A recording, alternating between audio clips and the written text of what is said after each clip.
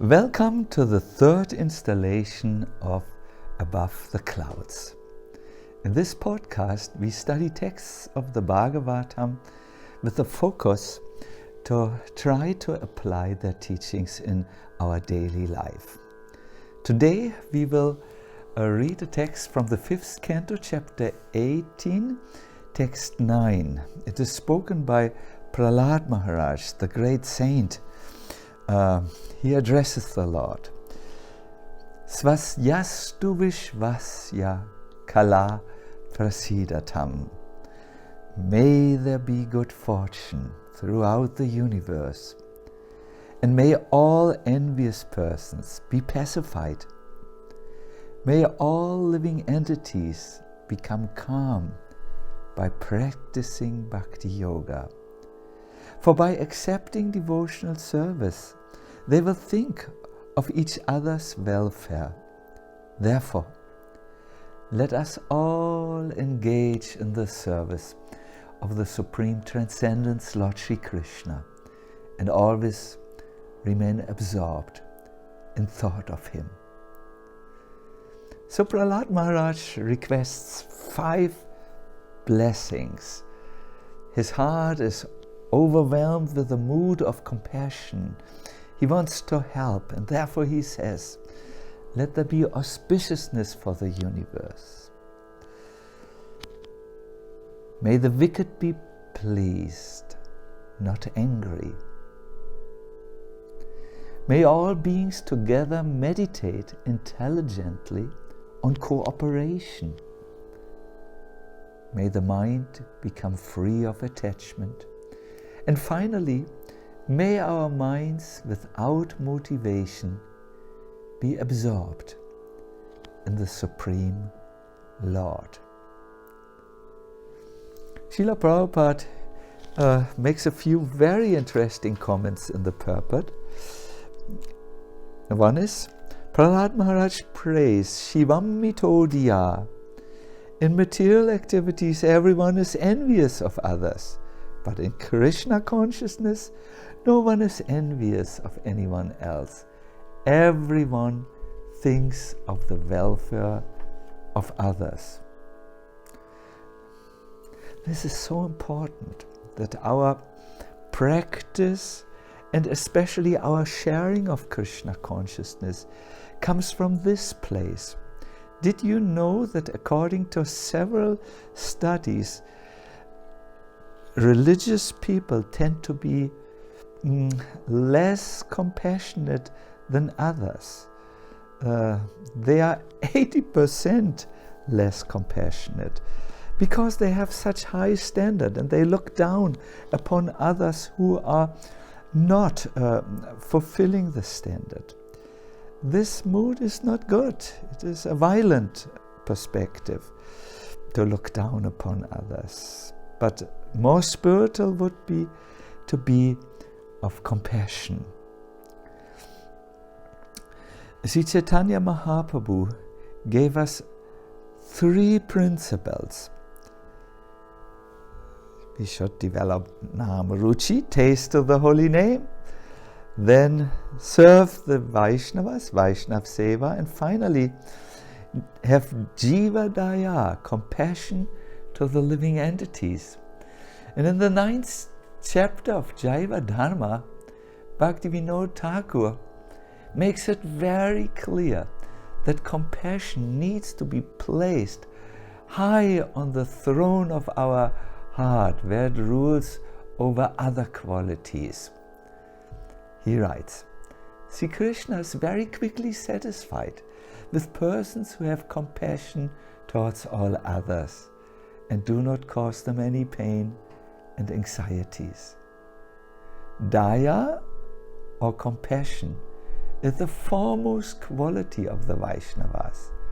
Daya is their main dharma. The whole Srimad Bhagavatam rests on this basis, compassion towards others. Let us go back to the speaking of the Srimad Bhagavatam. we find in the sacred forest of Naimisharanya, which is located in present-day northern India, 88,000 sages that had gathered. There's Shonaka Rishi, and their purpose was to perform a 1,000-year-long sacrifice for the spiritual well-being of mankind. Seeing the divine caliber and spotless character of Sutta Goswami, the sages placed 6 crucial inquiries before him. And this exchange of questions and answers unveiled the truth of the Bhagavatam for the benefit of countless generations to come. Now, the very first question was, what is the ultimate good for humanity? What is really ultimately of the highest use for everyone? And this is a compassionate question. The Bhagavatam informs us in many other places about the value of dhiyā, or compassion. For instance, in the 4th chapter of 4th canto, chapter 31, dhiyā sarva bhūteshu, by showing mercy to all the living entities, one can very quickly satisfy the Supreme Personality of Godhead, Janardhan. And Prabhupada says this, showing mercy to all conditioned souls, the best way to do this is to spread Krishna consciousness, because the entire world is suffering due to avidya. That means they do not know any longer who they really are, and therefore all their activities which are meant to satisfy something which is inconsequential, the physical body which is here today and tomorrow gone, and which is only a case for the eternal soul. So let us ask the question today, what does it actually mean to be compassionate? I will take you now through a 4-step process which will bring you to this place of active compassion. First of all, we are encouraged to see the equality of all beings. They are all souls. We are one family on the spiritual level. And just like you have seen suffering and know how it feels when you suffer, they also see suffering in their lives. And just like you are trying to grow in your life, they are also trying to improve and move forward in their life. The second step is to emphasize. We should stop judging others and feel like them. And the third step is make a plan to help them. Forget the past which was there, where you had maybe feelings of hurt towards someone, but make a plan to help them and finally do it. Now, sometimes people think compassion is artificial. We are just trying to twist our mind into some irrelevant form of thinking. Ultimately, we are programmed in another way to just thrive on our own and be a little ruthless in following our goals. But this is not the case. There is a good study done by Rick Hansen, a PhD and psychologist of neuroscience, who informs us that compassion is an underlying quality in each one of us. It is independent of affection or judgment. In other words, we all can tap into this innate quality and wish well for others, even if we should oppose them firstly. It is something which is always there with us. It's the bedrock. It's the deeper quality, which we feel very good if we can somehow bring it out.